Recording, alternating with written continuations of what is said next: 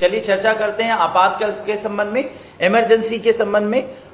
Emergency कैसी स्थिति है, तो इमरजेंसी क्या है, इमरजेंसी के विषय में मैंने अभी पहले भी आपको बताया कि भाई आपातकाल ऐसी स्थिति होगी जब प्रधानमंत्री राष्ट्रपति के पास जाकर ये कहेगा कि अब देश में लॉ एंड ऑर्डर की स्थिति मुझसे नहीं देखी जा रही है, अतः अब आप लॉ एंड ऑर्डर के सेंस में राष्ट्र की अखंडता को, अक्षुण्णता को बनाए रखने के संबंध में अब आप इस देश को अपने हाथों में लें और इसके संचालन को आप देखें। तब राष्ट्रपति एक बार को सर्वशक्तिशाली व्यक्ति बन जाता है। ऐसे समय में राष्ट्रपति को हम 18 दुर्ग वाली दुर्गा के रूप में देखते हैं, क्योंकि 18 हाथ वाली दुर्गा का संदर्भ ही है कि सभी शक्तियां विद्यमान हो जाती है। तो ऐसी राष्ट्रपति क्या है, एक सर्वशक्तिशाली व्यक्ति साबित हो जाता है। इस समय राष्ट्रपति के पास अपार शक्तियां समाहित हो जाती हैं। राष्ट्रपति इस वक्त सबसे शक्तिशाली व्यक्ति होता है, क्योंकि जो शक्तियां सामान्य दिनों में प्रधानमंत्री के पास भी नहीं रहती, वो असामान्य दिनों में राष्ट्रपति के पास समाहित हो जाती है। राष्ट्रपति देश का कर्णधार उस समय हो जाता है। अतः राष्ट्रपति अपनी इच्छा पर किसी भी बिल को पास कर सकता है, यानी अब उसे संसद की सहमति की भी आवश्यकता नहीं होती। वह अपनी स्वेच्छा पर किसी भी बिल को पारित करने की शक्ति रखता है। उसके दौरान, इमरजेंसी के दौरान, वह बिल लागू हो सकता है। संविधान में दैहिक स्वतंत्रता के अधिकार को छोड़कर समस्त प्रकार के अधिकार खत्म हो जाते हैं, यानी यहां पर राष्ट्रपति की शासन व्यवस्था चलती है।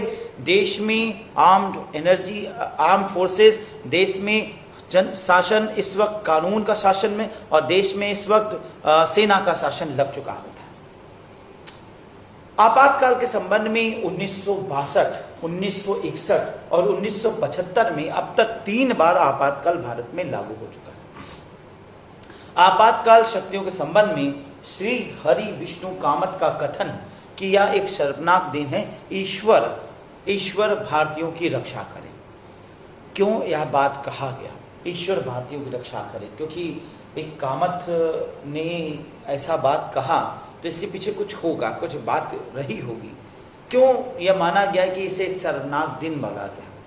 शर्मनाक दिन इसलिए कहा गया कि पहली बात तो इमरजेंसी का मतलब है कि जनतंत्र का हनन हो गया है, क्योंकि इस वक्त किसी एक तंत्र के पास, एक व्यक्ति के पास शक्तियां समाहित हो गई हैं। वो एक व्यक्ति राष्ट्र का कर्णधार हो चुका है। वो एक व्यक्ति जो कहेगा वही माना जाएगा। इस दृष्टिकोण से उसकी इच्छा पर राष्ट्र चलेगा, और इस तरह से एक प्रकार से एरिस्टोक्रेसी, एनार्की यानी राजतंत्र दिखने लगेगा।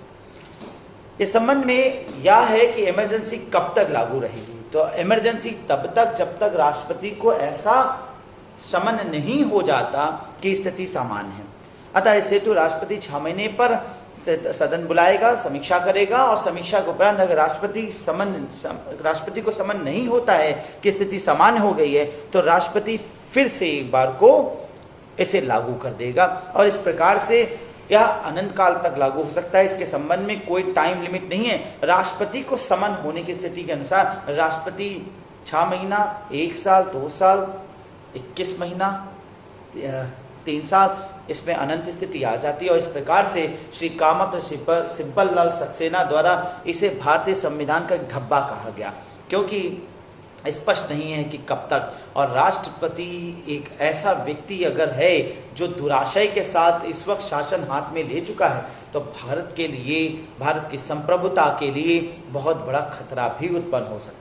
हर फिलहाल ऐसा अभी तक नहीं हुआ है और ना ही होगा, यह माना जा सकता है, क्योंकि राष्ट्रपति दुराशय क्यों करेगा? राष्ट्रपति शासन को हपातौड़ संभालेगा। राष्ट्रपति से आशा की जाएगी वो जल्द से जल्द स्थिति को बहाल करेगा, और सामान्य स्थिति आने के बाद प्रधानमंत्री को भार सौंप देगा, और व्यवस्था फिर से अपने हाथों से, व्यवस्था फिर से शासन के हाथों में प्रतिस्थापित हो जाएगी, सुचारू चलने लगेगा। आपातकाल स्थिति एक ऐसी स्थिति का उद्घोषणा है जब राष्ट्रपति में सारी शक्तियां निहित हो जाती हैं, और राष्ट्रपति कुछ क्षणों के लिए स्वयंभू बन जाता है। यह कहा गया है कि राष्ट्रपति इस वक्त स्वयंभू बन जाता है। वह चाहे तो अधिनायक बनकर राष्ट्र के सर्वाधिकार प्राप्त कर सकता है, अतः संप्रभु हो सकता है, सॉवरियन हो सकता है। ये एक खतरनाक स्थिति है, या अगर ऐसा होता है तो बड़ा नुकसान होता है। ये माना जा सकता है कि ये देश के लिए खतरा है। तो आपातकाल की स्थिति पहले आए ना, और अगर आती है तो एक बेहतर राष्ट्रपति के रूप में व्यक्ति हो, जिससे कि भारत की ताकत को संरक्षण मिल सके। तो यहाँ पर मैंने आपातकाल के संबंध में आपको यहाँ महत्वपूर्ण तथ्य बताया। अच्छा है कि आपको आज का हमारा वीडियो पसंद आया होगा। मैं चाहूँगा कि आपको अगर हमारी ये वीडियो कंटेंट्स अच्छी लग रही हैं तो जितना हो सके अपने विचारों को कमेंट में लिख के जरूर भेजें, जिससे मुझे एक मोटिवेशन मिले और मैं और भी नए वीडियोस और भी उत्साह के साथ आपके लिए प्रिपेयर करूं। संविधान पे मैंने प्रयास किया है मैक्सिमम चीज़ों को जो स्पेशल पॉइंट ऑफ व्यू से, जो सबसे ज़्यादा एग्जामिनेशन में पूछे जाते हैं, उस दृष्टिकोण से स्पेशल वीडियोस बनाकर अपलोड कर रहा हूं। इसी क्रम में कुछ और भी वीडियोस जैसे मंत्रिपरिषद, प्रधानमंत्री, सुप्रीम कोर्ट, हाई कोर्ट पर भी अभी मैं आगे कुछ नए वीडियोस अपलोड करूंगा। फिर मिलेंगे नए वीडियोस के साथ। तब तक के लिए धन्यवाद, नमस्कार।